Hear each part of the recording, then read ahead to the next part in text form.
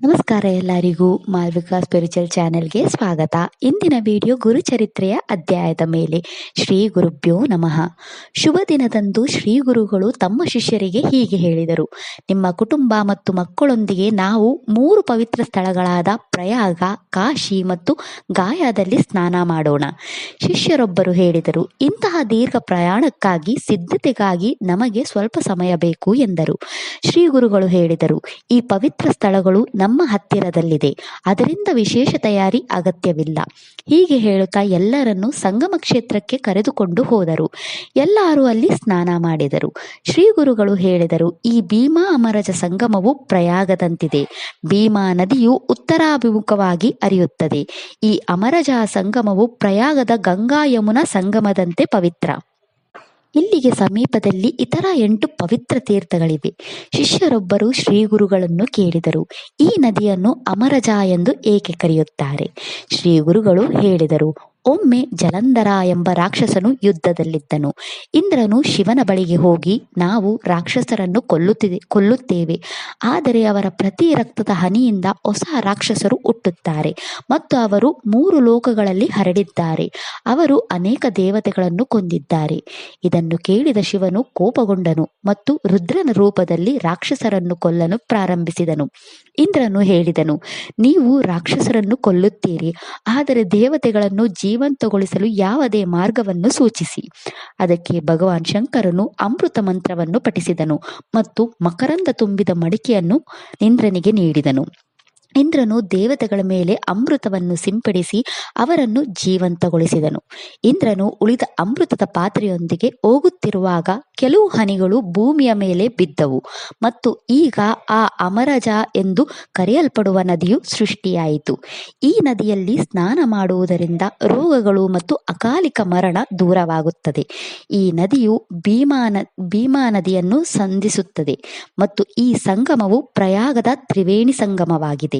ಈ ಸಂಗಮದಲ್ಲಿ ಕಾರ್ತಿಕ ಮತ್ತು ಮಾಘ ಮಾಸ, ಸೋಮವಾರ, ಸಂಕ್ರಾಂತಿ, ಗ್ರಹಣ ಪರ್ವದಂದು ಈ ನದಿಯಲ್ಲಿ ಸ್ನಾನ ಮಾಡುವುದು ತುಂಬಾ ಪುಣ್ಯಕರ.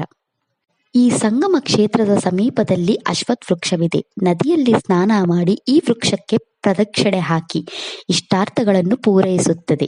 ನಾನು ಯಾವಾಗಲೂ ಇಲ್ಲಿ ವಾಸಿಸುತ್ತೇನೆ. ಈ ಅಶ್ವತ್ಥ ವೃಕ್ಷವನ್ನು ಪೂಜಿಸಿದ ನಂತರ ಇಲ್ಲಿರುವ ಸಂಗಮೇಶ್ವರ ಲಿಂಗವನ್ನು ಭಕ್ತಿಯಿಂದ ಪೂಜಿಸಿ.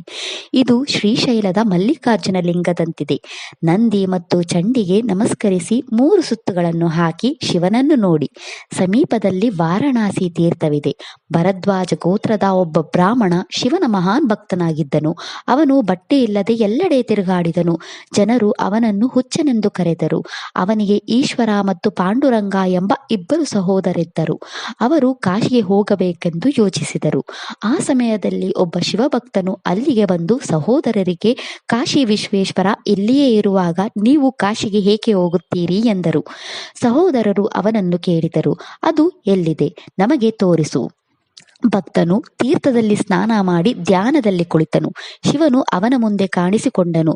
ಭಕ್ತ ಶಿವನನ್ನು ಕೋರಿ ಇಲ್ಲಿ ಕಾಶಿ ವಿಶ್ವೇಶ್ವರನ ವಿಗ್ರಹವನ್ನು ಪ್ರತಿನಿತ್ಯ ಪೂಜೆ ಮತ್ತು ದರ್ಶನಕ್ಕಾಗಿ ರಚಿಸಿದನು. ಭಗವಾನ್ ಶಿವನು ಒಪ್ಪಿಕೊಂಡನು ಮತ್ತು ಮಣಿಕರ್ಣಿಕ ಕುಂಡವನ್ನು ಮೊದಲು ರಚಿಸಲಾಯಿತು ಮತ್ತು ಕಾಶಿ ವಿಶ್ವೇಶ್ವರನ ದೇವಾಲಯವು ಅದರಿಂದ ಹೊರಬಂದಿತು. ಭಾಗೀರಥಿಯಂತೆ ಉತ್ತರಾಭಿಮುಖವಾಗಿ ಹರಿಯುವ ನದಿಯು ಅಸ್ತಿತ್ವಕ್ಕೆ ಬಂದಿತು. ಕಾಶಿಯ ಎಲ್ಲಾ ಪ್ರಮುಖ ಸ್ಥಳಗಳನ್ನು ಇಲ್ಲಿ ರಚಿಸಲಾಗಿದೆ. ನಂತರ 2 ಸಹೋದರರು ಗಾಣಗಾಪುರದಲ್ಲಿ ಕಾಶಿ ವಿಶ್ವೇಶ್ವರನನ್ನು ಪೂಜಿಸಿದರು. ನಂತರ 2 ಸಹೋದರರು ಪಂಡ್ರಾಪುರದಲ್ಲಿ ವಾಸಿಸುತ್ತಿದ್ದರು. ಶ್ರೀ ಗುರುಗಳಿಂದ ಇದನ್ನು ಕೇಳಿದ ಎಲ್ಲರೂ ವಾರಣಾಸಿ ತೀರ್ಥದಲ್ಲಿ ಸ್ನಾನ ಮಾಡಿ ಶ್ರೀ ವಿಶ್ವೇಶ್ವರನನ್ನು ಭಕ್ತಿಯಿಂದ ಪೂಜಿಸಿದರು ಮತ್ತು ಇತರ ವಿಧಿಗಳನ್ನು ಆಚರಿಸಿದರು. ಶ್ರೀ ಗುರುಗಳು ಹೇಳಿದರು, ಇಲ್ಲಿ ಪಾಪ ವಿನಾಶಿನಿ ತೀರ್ಥವೆಂಬ ಇನ್ನೊಂದು ತೀರ್ಥವಿದೆ. ಆ ತೀರ್ಥದಲ್ಲಿ ಸ್ನಾನ ಮಾಡಿ ಎಲ್ಲಾ ಪಾಪಗಳನ್ನು ನಾಶ ಮಾಡುತ್ತದೆ. ಶ್ರೀ ಗುರುಗಳು ತಮ್ಮ ಸಹೋದರಿ ರತ್ನನನ್ನು ಇಲ್ಲಿಗೆ ಕರೆದು ಹೇಳಿದರು, ನೀನು ಬೆಕ್ಕನ್ನು ಕೋಲಿನಿಂದ ಕೊಂದಿದ್ದೆ ಮತ್ತು ಅದರಿಂದ ನೀನು ಕುಷ್ಠರೋಗವನ್ನು ಹೊಂದಿದ್ದೀಯಾ. ನೀನು ಈ ತೀರ್ಥದಲ್ಲಿ ಪ್ರತಿದಿನ ಸ್ನಾನ ಮಾಡುತ್ತೀರಿ ಮತ್ತು ನಿಮ್ಮ ರೋಗವು ದೂರವಾಗುತ್ತದೆ.